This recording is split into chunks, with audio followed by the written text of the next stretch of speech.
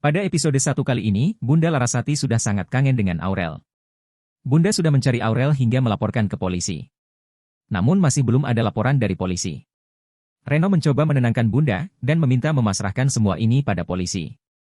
Tiba-tiba ada telepon dari pihak polisi dan mengatakan kalau Aurel sudah ditemukan. Polisi meminta Bunda Larasati untuk datang ke kantor polisi untuk mengecek, karena Aurel ditemukan dalam keadaan sudah tidak bernyawa. Bunda Larasati merasa shock, kemudian Reno menenangkan Bunda dan mengajak ke kantor polisi. Tiba di rumah sakit, Reno menanyakan keberadaan jenazah Aurel pada perawat yang lewat. Mereka kemudian diantar ke ruang jenazah Aurel berada. Bunda Larasati dan Reno mendekat menuju jenazah Aurel. Bunda dan Reno semakin menangis. Akhirnya penutup jenazah dibuka. Ternyata memang benar itu adalah jenazahnya Aurel. Bunda Larasati dan Reno semakin menangis menyesali kepergian Aurel.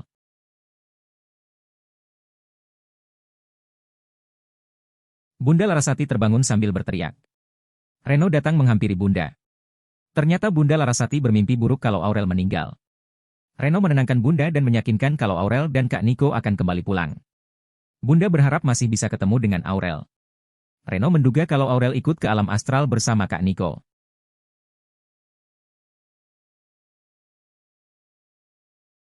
Sementara itu, Niko dan Aurel sudah sampai di kaki lereng Gunung Merapi untuk mencari tanaman alula. Tanpa disadari Aurel jatuh menimpa Niko. Niko terpesona memandang Aurel. Malah Niko dikira mencari kesempatan kepada Aurel. Terjadilah perselisihan yang kocak antara keduanya. Setelah bangun, Aurel dan Niko kembali berselisih dalam memilih arah jalan. Aurel meminta ke kiri, Niko meminta ke kanan. Niko mempersilahkan Aurel berjalan ke kiri sendirian. Setelah berjalan sendirian, Aurel merasakan firasat yang tidak enak dan tidak mau melanjutkan perjalanan. Akhirnya Aurel kembali ke arah Niko. Setelah bertemu, akhirnya mereka Aurel sepakat untuk jalan ke kanan sesuai permintaan Niko. Aurel berjalan duluan dan Niko berjalan di belakang. Niko sudah merasakan suasana yang tidak enak dan firasat tidak baik. Reno datang ke rumah Bunda Larasati mengendarai mobil Sylvie, karena motornya Reno, si Jagur, sedang mogok. Reno ditemui Empok Nur di depan rumah. Empok Nur menceritakan kalau Bunda menangis terus seharian. Akhirnya Reno masuk ke dalam rumah dan menenangkan Bunda Larasati. Bunda semakin sedih dan marah mendengar cerita Reno kalau Cahaya mau dibawa sama Rian dan Kirana. Saat sedang ngobrol, Bunda dan Reno dikagetkan dengan adanya suara aneh yang muncul dari dalam lemari di kamar. Bunda dan Reno bergegas ke masuk kamar. Ternyata itu suara dari Kitab Cakra. Kitab Cakra membuka pintu lemari dan terbang sambil memancarkan cahaya. Kitab itu memberi petunjuk bahwa akan ada masanya, makhluk dari dua alam yang akan muncul. Untuk menunjukkan siapa yang paling kuat dan berkuasa di muka bumi ini. Serta melindungi keturunan terbaik, yakni Cahaya. Sementara itu, Cahaya di sekolah kurang bisa berkonsentrasi karena masih kangen dan kepikiran dengan Aurel dan Niko. Teman Cahaya selalu mengejek Cahaya, dan bilang kalau orang tua Cahaya sudah tidak peduli lagi pada Cahaya. Cahaya semakin stres dan kepikiran orang tuanya. Sementara itu, Niko dan Aurel terus melanjutkan perjalanannya hingga malam hari. Aurel mulai merasa kedinginan dan merasa terganggu dengan adanya nyamuk. Kemudian Niko melepas jaketnya dan memakaikannya kepada Aurel. Cahaya yang sedang berjalan keluar dari sekolah, tiba-tiba didatangi temannya dan diajak. Bahkan Cahaya sampai dihadang kaiknya hingga terjatuh. Cahaya hampir berubah dan mengeluarkan kekuatannya. Untung saja Reno segera datang dan membawa pergi Cahaya. Cahaya bercerita kalau sangat kangen dan Aurel dan Niko hingga menangis.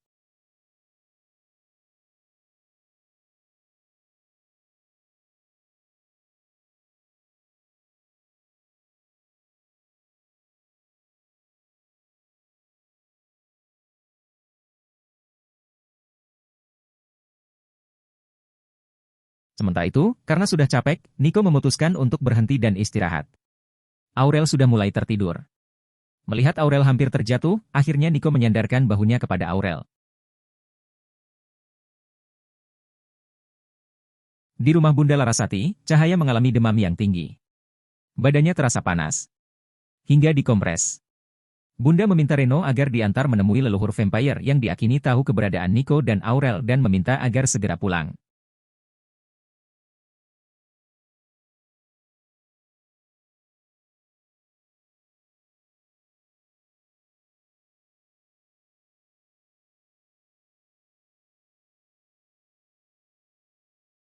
Setelah melanjutkan perjalanan kembali, Aurel takut karena melihat ada seekor ular yang mendekat. Niko meminta agar ular tersebut tidak mendekat. Nico meminta maaf kalau sampai mendekat maka akan membunuh ular tersebut. Ular terus mendekat. Nico mengambil kayu digunakan untuk menghalau ular tersebut. Namun nahas, mengenai badan ular. Ular tersebut mati. Tidak berselang lama, ular itu berubah menjadi anak wanita kecil. Aurel semakin takut dan cemas. Melihat ada sosok ular besar yang mendekat, mereka lari.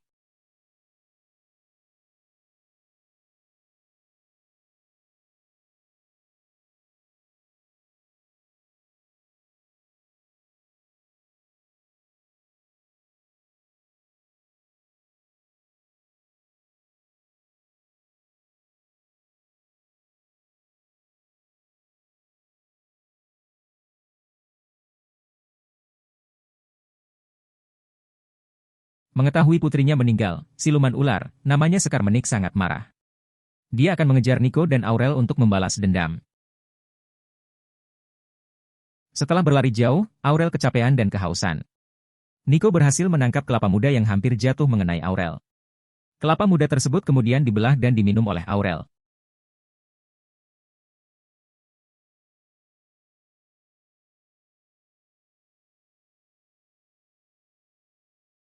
Lagi-lagi siluman ular tersebut datang, mereka kabur lagi dan tiba di tepi danau.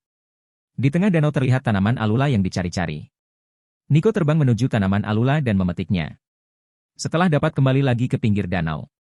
Tiba-tiba siluman ular datang dan menyamar jadi Aurel.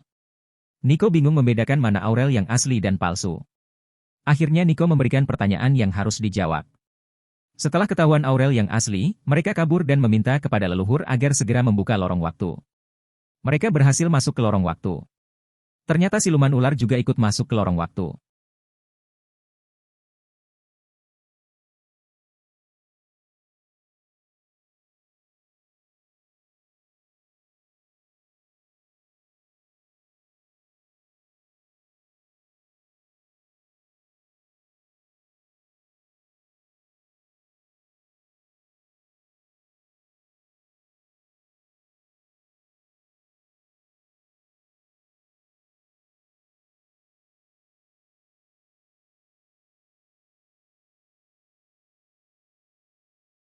Saat keluar dari lorong waktu, Aurel turun ke jalan dan hampir tertabrak mobil yang dikendarai Reno dan Bunda Larasati. Nico berhasil menghentikan laju mobil. Mengetahui di depan ada Nico dan Aurel, Reno dan Bunda keluar dan memeluk Aurel. Mereka segera pulang dan menyerahkan tanaman alula ke Bunda Larasati. Saat Bunda dan Aurel masuk mobil, tiba-tiba ada preman yang datang dan menyerang. Reno dan Nico berkelahi dengan preman tersebut. Sementara Bunda terpaksa mengoleskan getah tanaman alula ke batuk Aurel. Tanaman tersebut mulai bereaksi dan Aurel tampak kewalahan menahan reaksi tersebut hingga Aurel keluar dari mobil. Preman berhasil kabur. Akhirnya Aurel sadar dan kembali lagi ingatannya dan pulang ke rumah.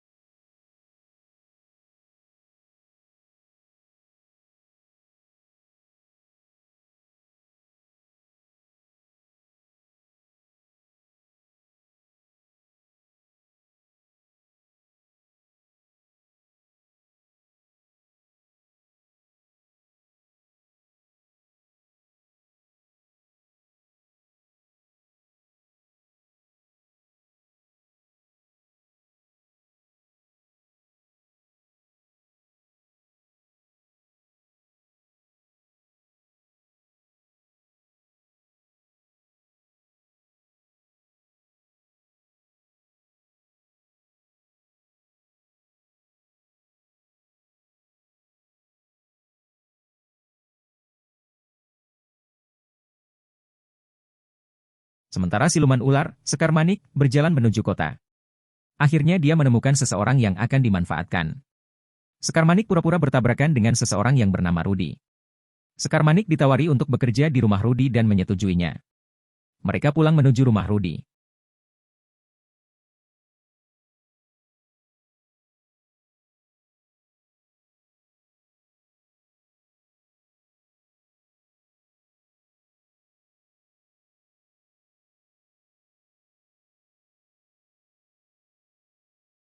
Aurel, Nico, Bunda dan Reno sampai di rumah Bunda.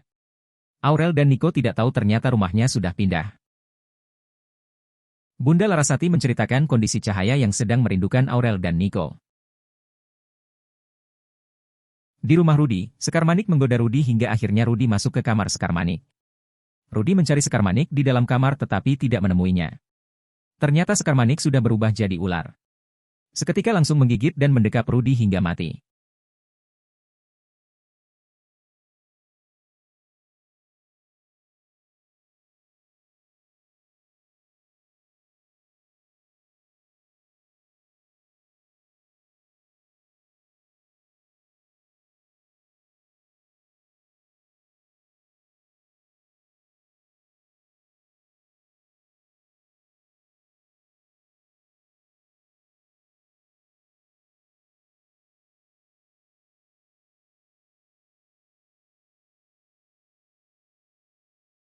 Saat asyik ngobrol, tiba-tiba Empok Nur datang sambil ngos-ngosan. Empok mengabarkan kalau Cahaya meninggal. Sontak Aurel, Niko, Reno dan Bunda langsung lari menuju kamar. Mereka pada shock dan bersedih dan menangis. Niko 2 kali mencoba mengeluarkan kekuatannya tapi tidak berhasil. Aurel sambil berdoa dan memasangkan kalung Cahaya agar bisa sadar. Akhirnya Cahaya berhasil sadarkan diri. Sekeluarga pun menangis bahagia.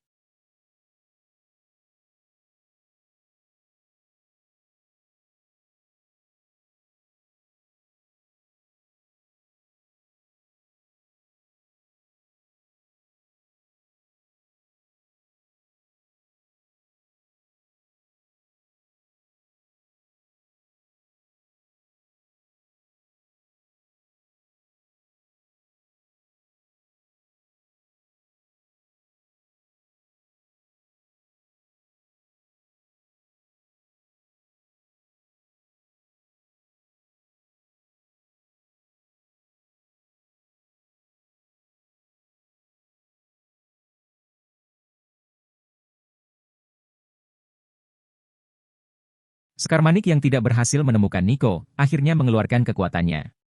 Dia mengerahkan kekuatannya untuk menutupi matahari seperti terjadi gerhana matahari. Hal ini menyebabkan bumi menjadi gelap. Leluhur vampir mencoba menghentikan Sekar Manik, namun sudah terlambat. Sekar Manik mengerahkan kemampuannya dan menghempaskan ke bumi yang membuat leluhur dan Niko masuk ke dalam bumi.